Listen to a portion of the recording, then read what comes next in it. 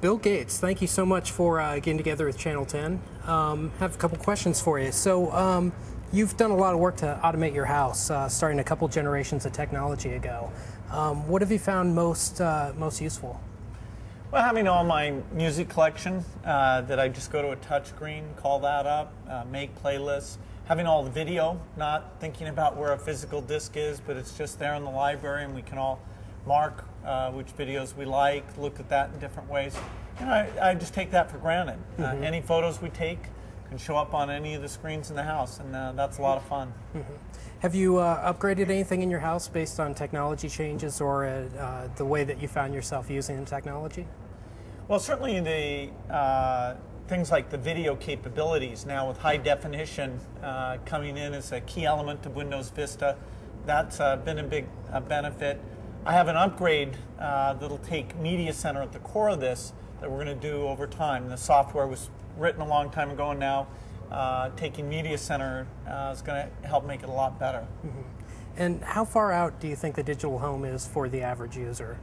Well, the digital home every year is more and more real. In terms of photos, it's real today. In terms of music, it's real today. In terms of your family calendar, some people are doing that. That's avant-garde. Everything's just more and more connected.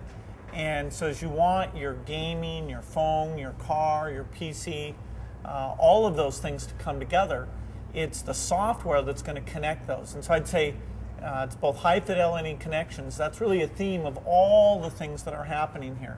Simple connections and much, much better high fidelity. What do you see the entertainment environment in the living room and throughout the rest of the home looking like in the next couple years? Well, one of the interesting things we're doing is we're taking and revolutionizing TV with this IPTV. So you get your video signals over the internet. They're personalized, what you want to see. You can make it interactive. You can target the ads.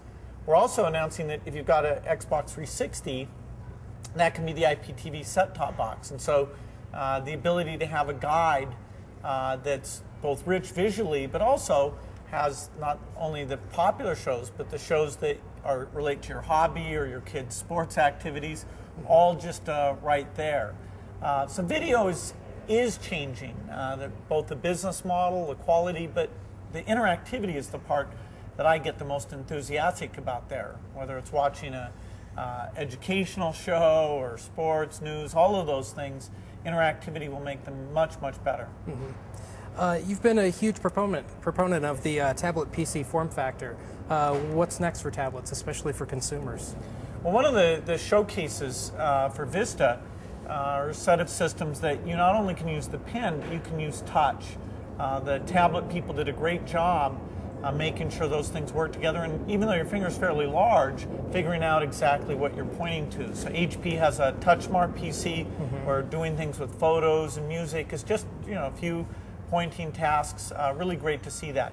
The tablet devices themselves, with Vista, we're going to take a big leap forward in terms of the variety and quality of those devices. Every year we get better battery life, better screens. The handwriting recognition dramatically, because of in Vista, we look at your various documents, understand the words that are common for you, and use that to do a much better job. What are your thoughts on e-paper? Do you see that as... Having an intelligent screen that you can carry around with you, eventually that will be common sense. And your reading will be done off of a tablet device. Kids will get rid of textbooks. They'll just take their tablet device to school. My daughter's avant-garde. She's at a school that does that today, so she's not carrying around the textbooks. But as the price comes down, as you get more of the curriculum there, this will just be obvious. Why did something as rich as learning ever get done statically? Why not just have that great screen? What got Microsoft interested in the robotics studio? Why now? Well, we're very early into that. It's kind of like how we got into interactive TV over 10 years ago, or got into tablets 10 years ago. We know that having the right tools and standards can help birth a whole new field of activity. Robotics, because you have different mechanical devices, different peripherals, you want to be able to connect up to the intelligence of the PC and share things. You want these robots to work together. We want to enable all those people doing neat new things, just like we enabled the PC industry. And so we're there at the beginning, talking to those pioneers and giving them the software tools that allow that to be very explosive. And so, robotics investment, it'll be many years before there's millions of them out there. Yeah. But what we're doing now is what will make that possible. What's the coolest thing you've seen so far here at CES? Well, I think first of all, visually these screens just, you drool when you see how great they become, and the fact that that's gone from a $3,000 or $4,000 thing to more like a $1,500 thing. It'll get down over the next year below $1,000. That's a very, very big deal. We need that capability. When you look at a little device and somebody says, "Hey, that's a terabyte of storage," you go, "Wow!" When it comes to movies and photographs, there's no limits to what we can do. Yeah. Realizing that most of these devices are 64-bit enabled with what Vista's done. The memory's not going to be a limitation. When you see cameras now as peripherals to PCs, to the Xbox, and the smart things people are doing with that camera to see who's there, what they're doing, as you see voice coming in, I think people talk to these things. This idea of pervasive computing, you can see the elements that are going to make it possible. So I get very excited about that, and I'll be walking the show floor looking for even more breakthroughs. And finally, what do you wish more people knew about Microsoft? Well, Microsoft has a broad set of products, so it's everybody's got their own needs that they bring in to look at that. It's all at the core. It's about software.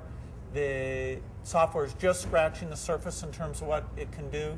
A lot of that's helping them in work, where they're going to see Vista in Office is a big deal.